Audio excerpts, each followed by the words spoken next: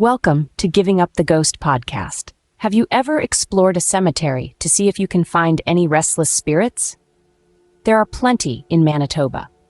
Our first stop is the St. Andrew's on the Red Anglican Church graveyard in Selkirk, dating back to the mid-19th century. Legend speaks of a headless ghost, believed to be a soldier from the Red River Rebellion, who lost his life and quite literally his head in a grisly skirmish. Visitors report unexplainable cold spots, the sound of phantom footsteps, and even the eerie sight of the headless apparition wandering the graveyard in search of his missing head. Fast forward to the early 20th century, we find ourselves in the Nette Sanatorium Cemetery, once a tuberculosis hospital.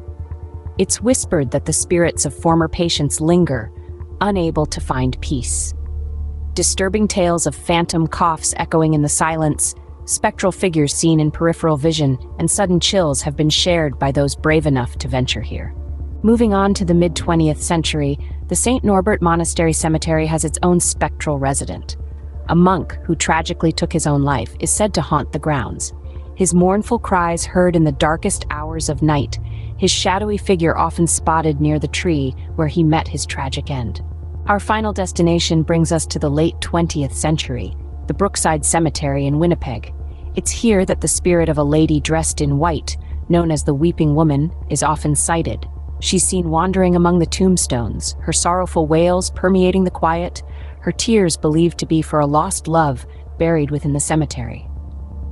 From the mid-19th century's headless soldier in Selkirk to the early 20th century's lingering spirits of Nette Sanatorium, the mournful monk of St. Norbert Monastery, and the Weeping Woman of Brookside Cemetery, Manitoba's cemeteries and graveyards hold more than just the remains of the departed. They are home to tales of the supernatural, echoes of the past that continue to resonate in the present. These stories, whether true or simply the product of vivid imaginations, add a layer of intrigue to these final resting places. They remind us that sometimes, in the silence of a graveyard, you might just hear the whispers of its spectral residents. For more haunting stories, listen weekly to Giving Up the Ghost podcast.